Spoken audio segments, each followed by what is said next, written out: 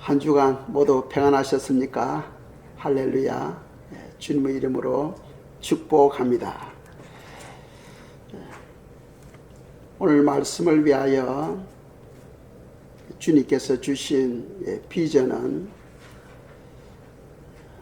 밥그릇입니다. 우리의 밥그릇은 접시잖아요. 접시가 한 10몇 개가 포개져 있어요. 포개져서 세워져 있습니다. 접시가 포개져서 세워져 있는데 거기에 큰 개미 한 마리가 기어 올라가고 있는 거예요. 기도를 마치고 난 뒤에 제가 묵상을 합니다. 주님, 이게 무슨 뜻입니까? 왜 그러냐 하면은 그때도 말씀을 위해서 기도하고 있었거든요. 이번 주일에 정갈 말씀을 달라고 기도했을 때에 주님께서 그 비전을 주셨기 때문입니다. 이 묵상하는 중에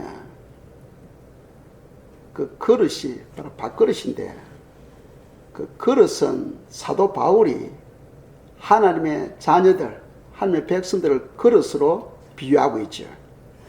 우리는 하나님 집의 그릇이다. 물론 금그릇, 은그릇, 각가지 종류의 그릇이 있습니다만은, 제가 본 비전에서는 우리가 일반적으로 사용하는 그런 접시였어요. 그리고 개미는 바로 그 주님께서 개미에게 가서 지혜를 배우라 말씀하셨거든요. 그러니까 그리스도인의 생활을 말씀하고 있는 것 같아요. 그래서 오늘 본문 말씀, 그리스도의 생활을 위해서 잠언 6장 말씀을 선택하게 된 겁니다. 오늘 이 말씀을 통하여 우리 주님께서 각자에게 주시는 교훈의 말씀이 있는 줄 믿습니다. 말씀을 받고 순종함으로써 많은 선한 열매가 있기를 주님의 이름으로 축복합니다. 먼저 한 구절 보겠습니다. 오늘 첫 구절입니다. 잠언 6장 6절 말씀입니다. 읽겠어요. 게으른 자여 개미에게 가서 그가 하는 것을 보고 지혜를 얻어라. 개미에게 가서 지혜를 얻어라. 이 개미가 주는 교훈이 많아요. 그런데 제가 묵상하면서 한 3가지를 요약해서 준비를 했습니다. 첫째로, 개미는 함께 협력하여 일을 합니다. 개미는 함께 협력하여 일을 해요.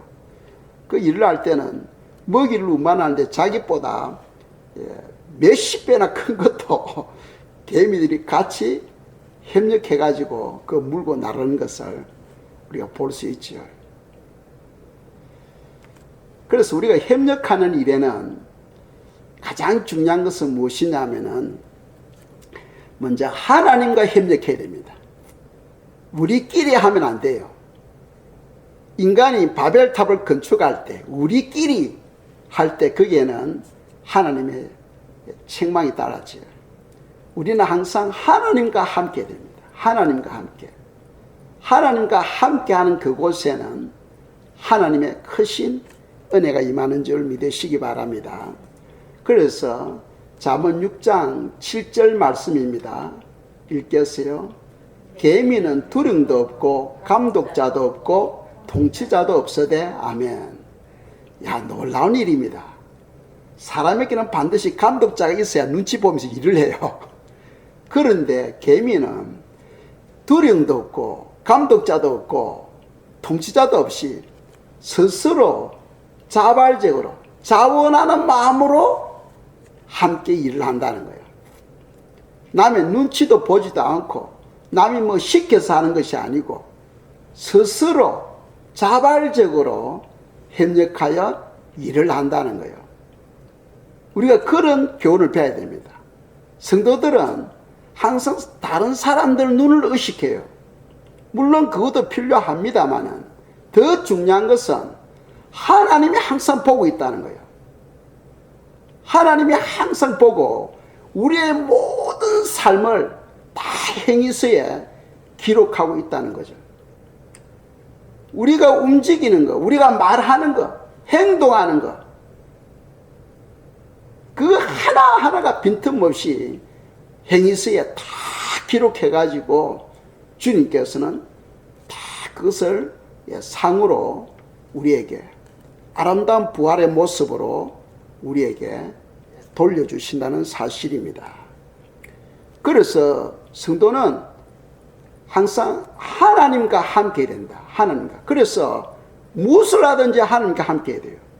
우리가 먼저 하나님과 함께 한다는 것은 기도한다는 거죠. 기도하고 해라. 기도하고 집을 나서고 기도하고 무슨 일이든 시작하라는 겁니다. 그것이 바로 주님과 함께 하는 거죠. 함께 기도할 때에 우리가 성령 충만을 받습니다. 함께 기도할 때에 성령 충만은 기도 외에는 다른 방법이 없어요. 기도를 통해서 하나님은 우리에게 성령을 부어주십니다. 하나님의 은혜를 부어주십니다. 성령으로 하지 않은 모든 것은 아무리 수고해도 하나님과 상관이 없어. 그래서 우리가 하는 모든 삶이 열매가 되려면 먼저 기도하고 기도할 때 하나님께서는 그게 은혜를 주시고 그 은혜로 우리가 봉사하고 다른 일도 하는 거죠. 하나님의 은혜로 우리가 봉사할 때 거기는 기쁨이 있어요. 하나님의 은혜가 없으면은 어떤 일을 하고 난 뒤에는 그 다음 채가 뭐가 따릅니까? 불평이 따르잖아. 항상 교회에 무슨 행사하고 나면은 교회에서 불평이 막 일어납니다. 그런데 우리 교회는 다 은혜 가운데 해서 그런지 불평이 없어요. 왜? 기도하고 봉사하니까. 기도하고 봉사하면은 하나님께 거기 은혜를 주시고 뭐 잘못된 게 있어도 그냥 감사해요. 다 합력하여 설리로 나가기 때문입니다. 그리고 또 기도하고 전도할 때에 그게 또 승리하게 되죠. 그게 열매가 있게 됩니다. 그러니까 우리의 신앙은 먼저 우선순위로 기도하고 하라는 거죠. 기도하고 하라. 기도하고 우리가 함께 할 때에 거기는 하나님의 크신 은혜가 임하고 또 전도도 함께 하는 것이 중요하죠. 예수님께서 전도대를 파송할 때 항상 2명씩 짝을 지어서 보냈잖아요. 이 서너 명씩 짝을 지어서 보낼 때에 그게 하나님의 은혜가 더 큰 은혜가 임하게 된다는 겁니다. 그래서 전도서 4장 12절입니다. 읽겠어요. 한 사람이면 패하겠거니와 두 사람이면 맞설 수 있나니 세 겹줄은 쉽게 끊어지지 아니하느니라. 아멘. 그래서 한 사람이 전도하면은 쉽게 사단의 그런 방해에 의해서 좌절될 가능성이 많아요. 그런데 두 사람보다 세 사람, 네 사람 나갈 때 더 큰 하나님의 은혜가 임하게 되고 영혼 구원에 대한 열매를 보게 된다는 거죠. 기독교 신앙은 함께 하는 겁니다. 함께 하는 거예요. 이 개미의 그 특성은 함께 협력하여 일을 한다는 거예요. 함께 협력하여. 그래서 무슨 일이 있을 때 교회에서 어떤 일을 하고자 할 때 함께 영차 하면서 함께 할 때에 그게 엄청난 역사가 일어나는 거죠. 성령의 그 역사도 120명이 함께 모여서 마음을 함께 하여 그들이 기도에 전념했을 때에 하늘이 열리고 하늘에서 그냥 불이 떨어지잖아요. 그것처럼 이 기독교 신앙은 함께 하는 거예요. 오늘날 이 마지막 때는 사랑이 식어지니까 사람들이 철저하게 개인주의로 다 흘러가잖아요. 그건 다 제약이죠. 그건 제약입니다. 세상이 어두워지면 어두워질수록 더욱더 모이기를 즐거워하고 함께 기도하고 함께 예배드리고 함께 봉사하고 함께 전도할 때에 하나님께서 기뻐하시는 거예요. 우리의 삶은 하나님의 기쁨과 영광을 위해서 살아야지 내 기쁨과 내 영광을 위해서 살고 나면은 그 다음에는 열매가 없어요. 그 다음에는 주님으로부터 책망받을 일만 있는 거예요. 우리는 주님으로부터 칭찬받아야지 책망받을 일을 우리가 위해서 살아가서는 안 되겠죠. 두 번째로 개미가 주는 교훈은 겨울 준비를 위해서 일을 하는 거죠. 개미는 여름에 열심히 막 기어다니면서 일을 합니다. 왜 합니까? 겨울이 오면은 일을 못하니까. 겨울에는 땅속 깊은 곳에서 편안하게 쉬고 노는 거예요. 여름에 모아놓은 그 음식을 먹으면서 노는 거예요. 그러니까 일을 해야 할 때 일을 해야 되는 거예요. 농부는 씨를 뿌려야 될 때에 뿌려놔야 가을에 거둘 것이 있잖아요. 그래서 잠언 6장 8절 말씀입니다. 읽겠어요. 먹을 것을 여름 동안에 예비하며 추수 때에 양식을 모으느니라. 아멘. 추수 때에 양식을 모으려면은 봄에 씨를 뿌려야 돼. 봄에 씨를 뿌려야 돼요. 봄에 복음의 씨를 뿌려야 가을에 영혼을 추수할 수가 있습니다. 또 개미처럼 여름에 열심히 수고해야 겨울이 오면은 편안하게 쉬면서 안식할 수가 있죠. 인간에게도 겨울이 있다는 사실을 기억하시기 바랍니다. 항상 우리의 삶에는 여름만 있는 게 아니에요. 성경에는 우리에게 말씀하고 있습니다. 우리에게도 겨울이 있다고 이야기합니다. 그 겨울이 올 때는 예배도 못 드려요. 겨울이 오면은 여러분들 예배도 못 드리고 전도도 못 해요. 지금 현실적으로 그 아프가니스탄 보세요. 아프가니스탄이 한 달도 안 됐잖아. 한 달쯤 하더라도 마음껏 예배 드리고 좋아하고 그랬는데 탈레반이 나라를 접수하고 나니까 순식간에 기독교인들을 갖다가 그냥 학살하는 거예요. 그냥 전화기를 보고 거기에서 어떤 신앙적인 메시지가 있으면 그냥 죽여버리는 거예요. 한순간입니다. 지금 우리가 편안하다 안전하다 하지만은 언제 이 정치가 순간적으로 바뀔지 몰라요. 그러니까 우리 인생에는 반드시 겨울이 온다 하고 성경 가르치고 있습니다. 겨울이 오기 전에 지금 우리가 영적인 삶을 준비해 놓아야 된다는 거죠. 지금 준비하지 아니하면 다음에 준비하려고 해도 환경이 따르질 않아요. 한 4, 5년만 하더라도 온 성도들이 마음껏 찬양하고 예배를 드리고 했는데 이 팬데믹 때문에 이 전염병 때문에 한동안 예배도 못 드렸잖아요. 성도들이 모이지도 못해. 지금은 모여도 뭐 간격을 유지해야 되고 그런 상황이 있잖아요. 앞으로 이것보다 더 무서운 전염병이 옵니다. 왜 그러냐면 요한계시록에 보면은 점점 더 어두워지고 점점 더 세상이 악해진다고 말씀하고 있잖아요. 더 무서운 환란들이 온다고 되어 있잖아요. 그런데 이 조그마한 이런 것 때문에 우리 신앙에 위협을 받게 된다면은 앞으로 더 큰 환란이 오게 되면은 아무것도 못하죠.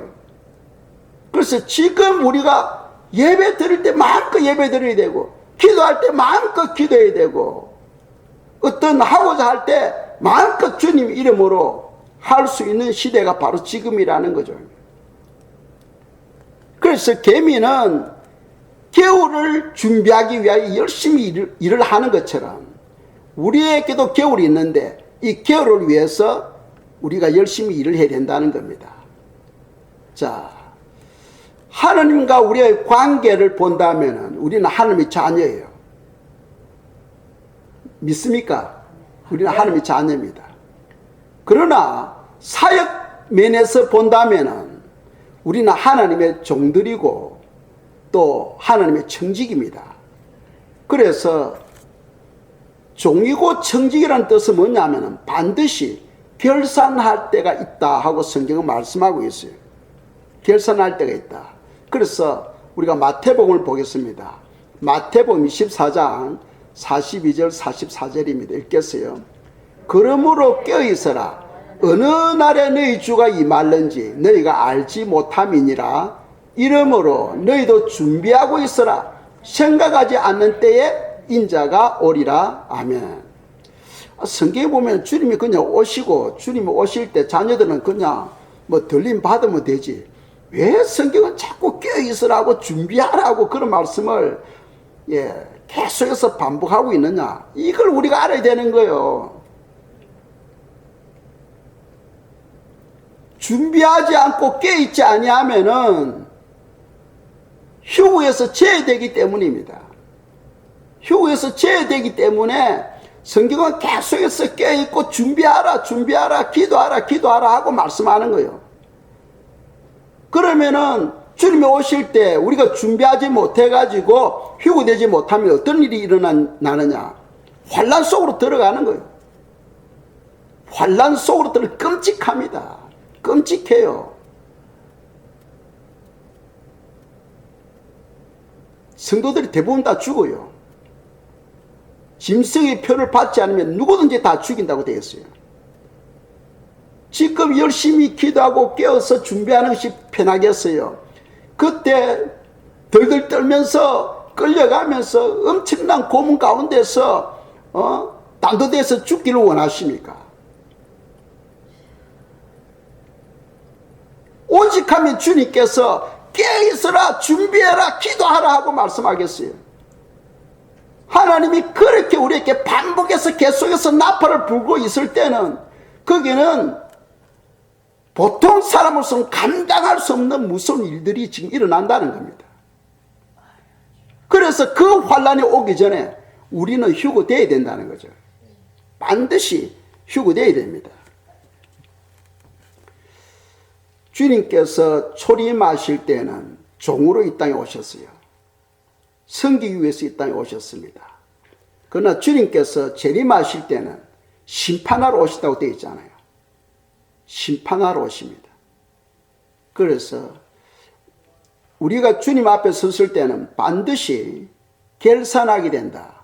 내가 살아온 삶을, 그 열매를 주님께 제출하게 되고, 주님께서는 그것을 평가해가지고 우리를 처리하신다는 거예요. 그러니까 그때를 위해서 우리가 준비해야 된다 하는 것을 성경은 우리에게 교훈하고 있습니다. 자, 주님께서 깨어있으라, 준비해라 하는데, 그렇다면 우리가 무엇을 어떻게 준비해야 되는가? 그걸 우리가 알아야 되겠죠. 주님은 준비해라, 준비해라, 깨어있으라 하고 계속해서 말씀하시는데, 그렇다면 우리가 무엇을 어떻게 준비해야 되는가? 결국 우리 삶을 준비하는 거죠. 한마디로 말한다면은 성경에서 이 두꺼운 성경이 우리에게 가리키는 교훈이 뭡니까? 한마디로 말한다면 뭡니까? 사랑해라, 사랑해라. 하나님을 사랑하고 이웃을 사랑하라는 거죠. 그게 준비입니다. 그런데 그냥 사랑하라 하면은 또 그것이 또 폭이 넓어가지고 사람들이 또 이해를 못해. 그래서 더 구체적으로 몇 가지로 말씀드린다면, 첫째로는 하나님을 사랑하는 것. 첫 번째 뭡니까? 예수 그리스도 나의 구주로 믿어야 되겠죠. 예수 그리스도를 나의 구주로 믿어야 천국에 들어갈 수 있어요. 다른 길은 없습니다. 다른 길은 없습니다. 아직도 예수님을 믿지 아니하는 영혼들은 빨리 예수님을 믿어야 돼요. 주님께서 왜 곳곳에 끔찍한 이런 환난들을 보게 하십니까? 그걸 보고 빨리 주님께로 돌아오라 하는 신호죠. 그래서 첫째로는 예수 그리스도를 굳게 붙잡아야 되는 거예요. 예수 그리스도를, 다른 방법이 없습니다. 주님만이 우리의 구원을 위한 유일한 길이고 유일한 생명인 거예요. 그 외에는 다른 생명이 없습니다. 그리고 두 번째로는 주님께서 말씀하셨죠. 내가 거룩한 적 너희들도 거룩할지어다. 그래서 성도는 늘 회개하며 살아야 돼요. 혹시 또 내 속에 아직도 회개하지 못한 죄가 있나 살펴야 돼요. 주님이 오시면 오실수록, 가까울수록 성도는요, 철저하게 자기 자신을 살펴야 됩니다. 내가 회개하지 못한 죄가 있는가 살피고, 주님의 피로서 늘 우리는 예수님의 피로서 목욕을 해야 돼요. 사람이 죄를 제일 심하게 잘 짓는 부분이 뭡니까? 입이잖아, 입. 그렇죠. 돌아서면 입으로 범죄해요. 돌아서면 범죄예요. 그러니까 입을 조심해야 돼. 혹시 내가 살아오면서 잘못한 부분이 철저하게 주님의 피로 씻어달라고 눈물을 흘리면서 회개해야 됩니다. 이 죄 문제가 해결이 안 되면은 어디로 떨어지게 돼요? 연단장으로 떨어지게 된다는 사실을 기억하시기 바랍니다. 세 번째로 우리가 준비해야 될 것은 주님과 우리가 하나가 되어야 되거든. 하나가 되려면은 주님의 성품으로 우리가 변화되어야 됩니다. 주님의 성품으로. 그래서 성도는 주님의 성품으로 변화되도록 애쓰고 힘써야 돼. 가만히 있는데 변화되는 게 아니에요. 애쓰고 힘써야 변화되어집니다. 심지어는 나무가 있으면 나무 가지를 자기가 원하는 방향으로 돌리려면은 나무를 휘어서 거기에다가 뭐 무거운 걸 달아놔야 되잖아요. 그럼 나무가 휘어져 가지고 그 휘어진 부분은 그렇게 자라죠. 그것처럼 사람의 성품도 변화되려면은 그 변화를 위해서 노력해야 됩니다. 주여 도와주소서. 나는 아무것도 알 수 없사오니 주여 내 성품이란 이거 고쳐주소서 하고 매달려야 되는 거예요. 그래 할 때에 성령 하나님이 그 부분을 만져주셔요. 주님과 하나가 되려면 주님과 마음이 같아야 되잖아요. 겸손하고 온유하고 오래 참고 긍휼을 베풀고 자비의 사람으로 이런 주님의 마음을 가질 때에 주님과 하나가 되는 거죠. 그것을 위해서 우리가 준비를 해야 된다는 거예요. 변화되어진 만큼 천국에서 영광이 다르다는 거예요. 천국에서 영광이 다르다. 이 천국에 소망이 없으면 나는 뭐 구원만 받으면 되지. 그렇게 생각한다면 구원도 못 받을 수 있어요. 물론 예수 믿으니까 구원은 받겠지. 구원은 받지만은 낙원으로 떨어져. 낙원으로. 낙원에 가는 사람은 그냥 가는 게 아니죠. 반드시 연단장으로 떨어져서 그 죄값을 치르고 낙원으로 떨어집니다. 천국에는 사도 바울이 셋째 하늘까지 올라갔다고 되어 있잖아요. 그러면 첫째 하늘도 있고 둘째 하늘도 있다는 겁니다. 첫째 하늘이 뭡니까? 첫째 하늘이 바로 낙원이에요. 예수님이 십자가에 못 박혔을 때에 우편 강도가 들어간 곳이 낙원이에요. 낙원. 낙원은 천국에서 가장 낮은 곳이에요. 낙원에 떨어지는 사람은 죄 문제가 해결 안 됐기 때문에 반드시 연단장에서 엄청난 지옥과 같은 그런 고통을 받고 회개할 때에 낙원으로 떨어져요. 그 다음 단계가 뭐가 있습니까? 다니엘서에 보면은 왕국 있잖아요. 왕국. 왕국 위에 뭐가 있어요?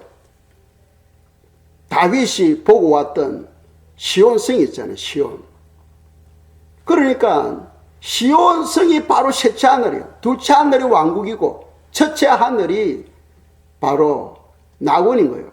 이 첫째 하늘과 둘째 하늘 그 차이는 어느 정도냐? 달과 지구의 차이라고 생각하시면 돼요. 달과 지구의 차이. 달하고 지구와 비교하면 어느 쪽이 좋아요? 달은 삭막하잖아. 그렇다고 뭐 낙원에서는 달처럼 그러느냐? 그런 건 아니죠.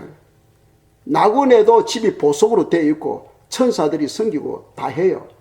하지만은 왕국하고는 엄청난 차이인 거예요.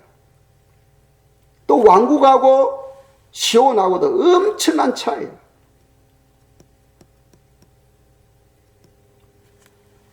시온에 가는 사람은 각 개개인에게 성령차가 다 주어지잖아. 그 성령차가 뭡니까?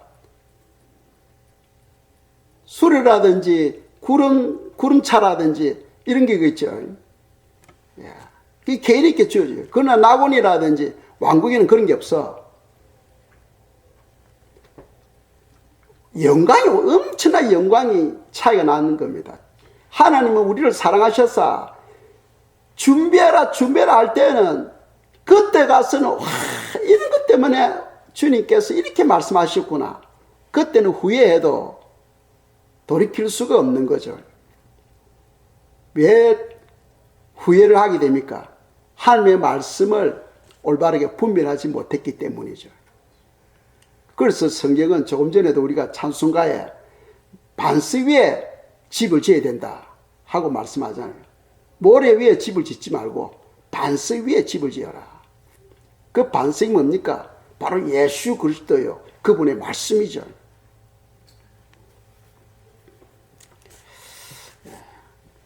네 번째로 우리가 준비한다면은 하나님의 말씀입니다. 말씀을 받고 순종해야 됩니다. 왜? 하나님의 말씀은 우리의 삶을 온전하게 해주잖아요. 말씀이 없으면 사람들은요, 뭐가 같으냐? 짐승과 같아. 그런데 이 말씀을 통해서 온전한 사람으로 변화시키는 거죠. 디모데후서 3장 16절 17절에서 그렇게 말씀하고 있잖아요. 모든 성경은 하나님의 감동으로 된 것으로 교훈과 책망과 바르게 함과 의로 교육하게 유익하니 이는 하나님의 사람으로 온전하게 하며 모든 선한 일을 행할 능력을 갖추게 하려 함이니라 하고 말씀하고 있잖아요. 그러니까 하나님의 말씀이 우리를 온전한 사람으로 만들어주고 우리의 삶을 온전하게 살아갈 수 있도록 이끌어가는 것이 바로 하나님의 말씀이라는 거죠. 성도가 얼마만큼 말씀을 받고 순종하에 따라서 천국에서 영성이 바로 달라져 버립니다. 영적인 감각이 달라진다는 거예요.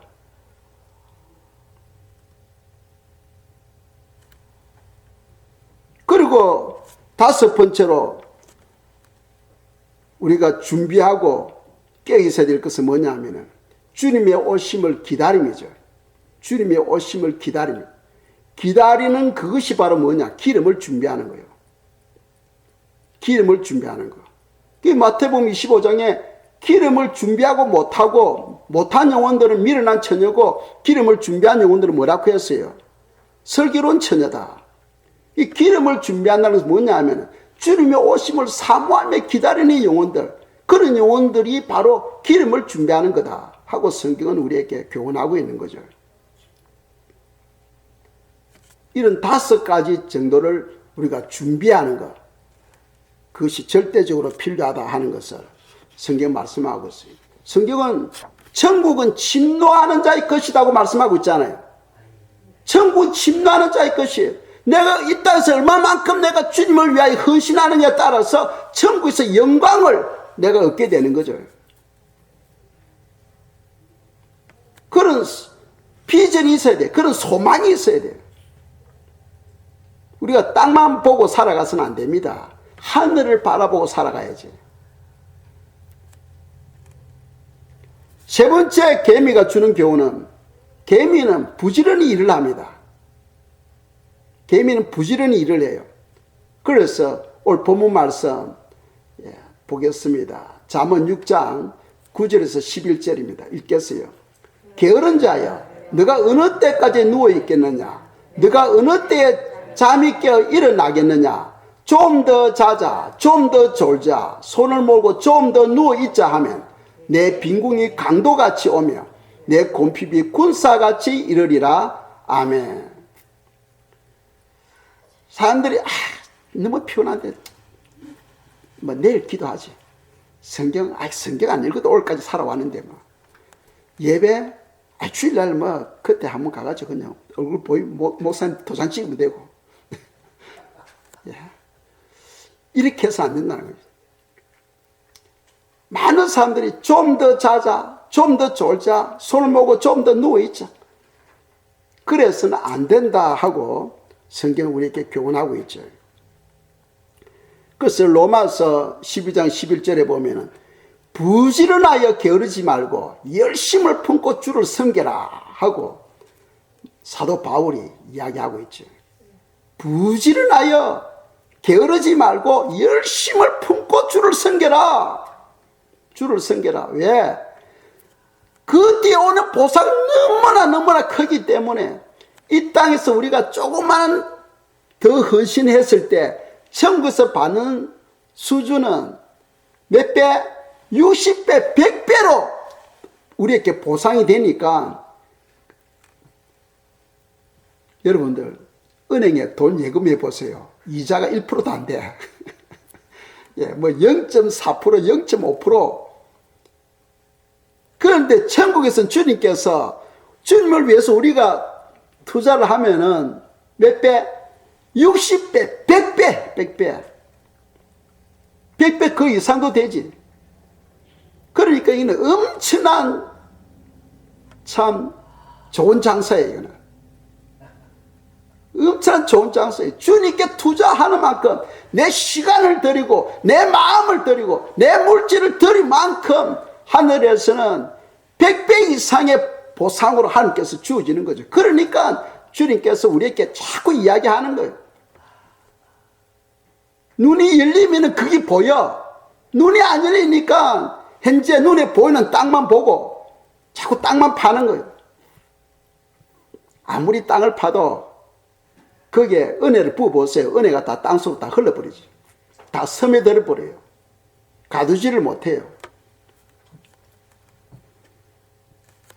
성경은 게으름에 대해서 몇 가지를 교훈하고 있습니다. 그래서 잠언 10장 26절 보겠습니다. 읽겠어요. 게으른 자는 그 부리는 사람에게 마치 이에 식초 같고 눈에 연기 같으니라. 아멘. 그 부리는 사람에게, 부리는 사람이 누굽니까? 자기 보스죠. 보스가 아래 사람을 볼 때 그 영혼이 만약 너무 게으르게 일을 한다면은 어떻게 했어요? 입안에는 식초 같다. 여러분 입에 식초를 한 스푼 넣어보세요. 어떻습니까? 막 쉬어가지고 입에 얼굴이 막 찡그러지잖아. 그리고 연기가 눈에 들어가면 눈을 뗄 수 있어요. 눈을 감지, 까마가 눈을 비빕니다. 그러니까 보스가 게으른 자를 보면은 그냥 막 인상이 찌푸러지고 눈을 감는 거예요. 이렇게. 아유, 저 인간 저거 언제 사람 되겠냐 하면서 그렇게 되면은 어떻게 되겠어요? 그 사람은 출세 못해. 그냥 거기서 조금 일하다가 또 다른 데 또 가고 다른 데 가서 또 그렇게 조금 일하다가 또 다른 데 가고 그러니까 노년에는 초라해. 주신 교훈이 뭡니까? 게으르지 말고 부지런해라는 거예요. 계미를 통해서 세 번째 주시는 교훈은 부지런히 일을 해라. 부지런히. 남들이 안 알아주는데요. 남들이 알아주고 안 알아주고 그게 무슨 상관이 있어? 하나님이 보고 계시는데. 하나님이 보고 계시는데. 사람의 눈을 보지 마세요. 하나님이 보고 계시다는 걸 우리가 생각해야 돼. 호람대오가 뭡니까? 다윗은 늘 눈에 안 보이는 주님을 모시고 다녔잖아. 그냥 말씀으로 믿는 거예요. 주님은 이마누엘로서 나와 함께하고 계신다. 함께하고 계시는 건 늘 주님을 모시고 다니는 거예요. 그냥. 그것이 현재 성경에 기록되어졌다는 것은 주님께서 그것을 인정했다는 거죠. 사람의 눈을 의식하는 그런 믿음이 없는 거예요. 아무도 없어도 내가 무엇을 하든 무슨 생각을 하든 주님께서 지금 내 생각을 보고 계시고 내 행동을 보고 계시는 거죠. 그것이 바로 하나님을 경외하는 사람입니다. 하나님을 경외하지 못하면 하나님이 있는지 없는지 그래서 관심이 없어. 그냥 지 마음대로 말하고 행동하고 해버려요. 하나님을 의식하는 사람은 사람이 있건 없건 상관없이 하나님이 지금 보고 계시기 때문에 그런 거예요. 하나님이 보고 계시기 때문에.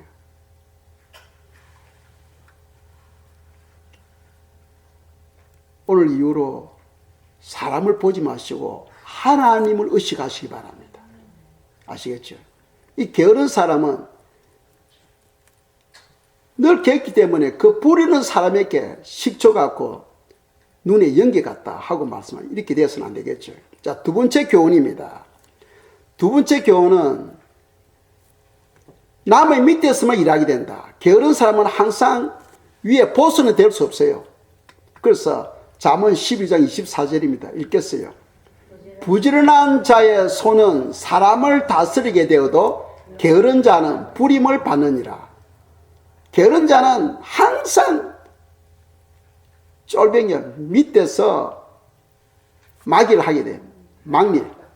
그냥 시키는 일만 하게 되는 거죠. 뭐 젊어서는 가능해. 그러나 나이가 들어서도 맨날 바닥에서 일을 하게 되면은 얼마나 힘들겠어요. 그런데 부지런한 자의 손은 사람을 다스리게 되어도 합니다. 부지런하면은 사람을 다스린다. 높은 직위를 가진다는 거죠.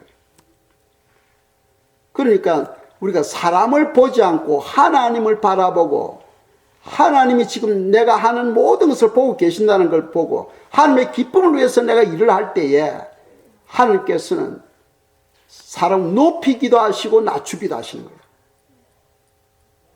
요셉을 높여서 애굽의 총리가 되기도 하시고 또 낮춰가지고 감옥에 들어가기도 하시고 하나님은 다 하셔. 다니엘을 사자굴 속에 들어가기도 하시고 다니엘을 바벨론의 총리로 세우기도 하시고 하나님이 다 하셔. 그런 하나님을 우리가 의식해야 된다는 거죠. 제가 직장에 다닐 때 부서에서 제가 왕따를 받았어요. 왕따를 받은 이유가 한 15명이 우리 부서에 15명이 있는데 이분은 한 학교 같은 학교에 다 나왔어. 내 혼자 달라. 그러니까 나를 완전히 왕따시키는 거예요. 그런데 그 부서에는 다른 학교 사람이 들어오면 오래 견디지를 못해. 그런데 이제 내가 거기에 들어가게 된 거예요. 들어가서 나는 이제 내 특별한 나의 방이 있어가지고 그 연구실인데 내 방은 연구실이고 실험실이니까 항상 온도가 일정해야 되고 습도가 일정해야 돼. 항온 항습이에요. 습도가 일정해야 되고 온도가 일정해야 돼. 그런데 나머지 사람들은 밖에서 앉아. 그것도 룸이지만 밖에서 일을 해요.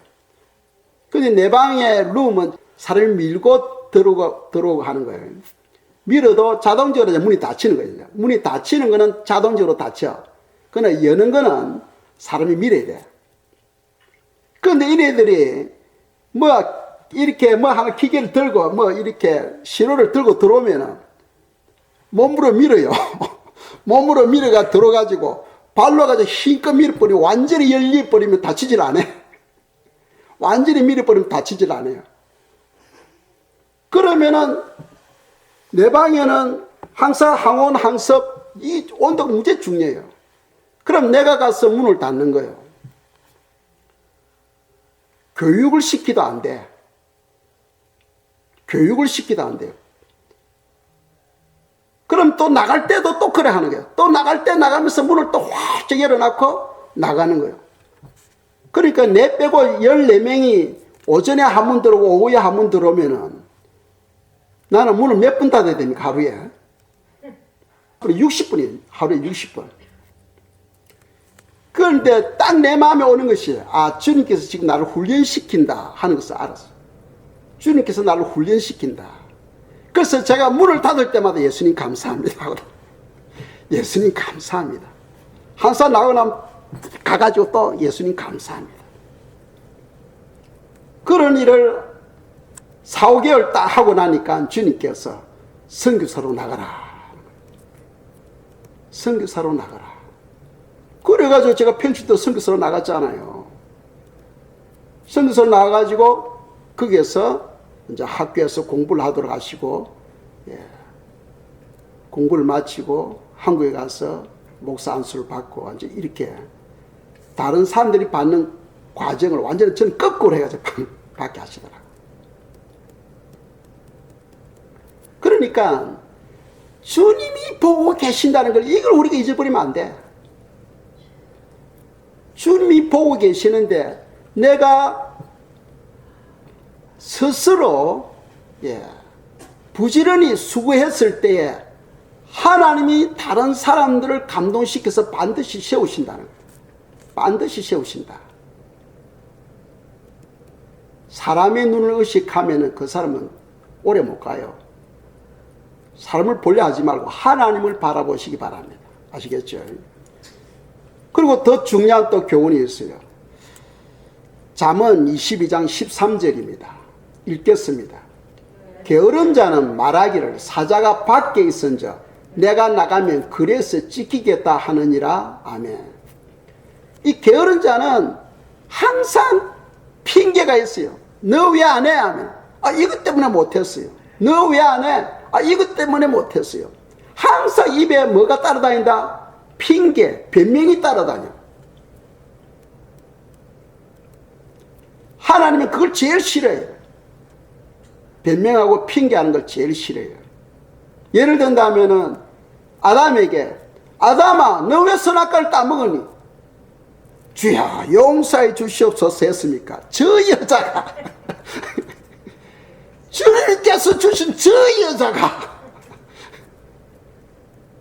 그래서 하와에게 하와야 너 왜 따먹니? 뱀이 나를 꼬셔가지고. 핑계되면 하늘으로부터 용서가 끝나버립니다. 용서가 안 돼요. 그래서 아담과 하와는 용서 못 받았어요. 또 우리가 다윗과 사울을 보세요.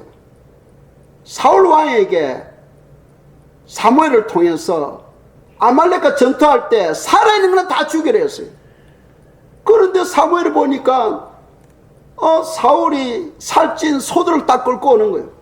아니 저거는 무슨 소리냐 하니까 사울이 또 변명하잖아요. 무슨 변명? 하나님께 예배를 드리려고, 하나님께 제사를 드리려고 살찐 소를 끌고 왔다는 거예요. 그래서 사무엘이 말하죠. 순종이 제사보다 더 낫다고 이야기하잖아요. 그런데 다윗이 간음죄, 살인죄 범했을 때에 나단 선지자가 지적하니까 다윗은 무슨 변명합니까? 변명이 없죠. 그 자리에서 옷을 찢고 엎드려 버립니다. 주여 용서해 주시옵소서. 불쌍히 여기소서. 그 용서받아. 하나님 앞에 변명하면은 그 변명 때문에 제 사함을 받지 못하고 그 죄값을 치러야 되는 거예요. 그런데 무슨 죄든 우리가 죄를 깨달았을 때 주여 불쌍히 여기소서, 불쌍히 여기소서, 저는 죄인이로소이다 했을 때는 주님으로부터 긍휼함을 받게 됩니다. 이 중요해요. 많은 사람들은 자꾸 핑계를 대려고 합니다. 그러나 하나님의 사람은 핑계 대신에 주여 그렇습니다 용서해 주시옵소서 할 때 주님의 긍휼하심이 임한다는 사실을 기억하시기 바랍니다. 아시겠죠? 오늘 이 교훈들을 마음에 새기고 주님께서는 계미를 통하여 세 가지를 교훈하고 있죠. 하나는 함께 협력하여 일을 한다. 계미는 함께 협력하여 일을 한다. 성도들은 함께 모여야 되고 함께 기도해야 되고 함께 참여해야 되는 게 엄청나게 중요합니다. 두 번째로는 겨울을 준비하기 위하여 일을 해야 된다. 우리에게도 겨울이 있다는 사실입니다. 반드시 대환란이 온다는 거예요. 준비한 영혼들은 하나님께서 그 환란 전에 온 것이야. 준비하지 못한 영혼들은 환란 안으로 들어가서 엄청난 공포와 불안 가운데서 살다가 잘못하면은 단두대에서 목이 잘리겠죠. 666 짐승의 표를 강요받았을 때 어떻게 해야 되는가? 주님께서 오죽하면은 깨어서 준비하라 하고 계속해서 말씀하시겠어요. 세 번째 계명으로부터 배우는 교훈은 부지런히 일을 해야 된다. 누구를 바라보며? 주님을 바라보며 주님을 바라보며 부지런히 일을 해야 된다. 거기에는 열매가 있어요. 결과가 있어요. 사람을 바라보지 마시고 주님을 바라보시기 바랍니다. 기도하겠습니다. 오늘 말씀을 생각하면서 기도하겠습니다.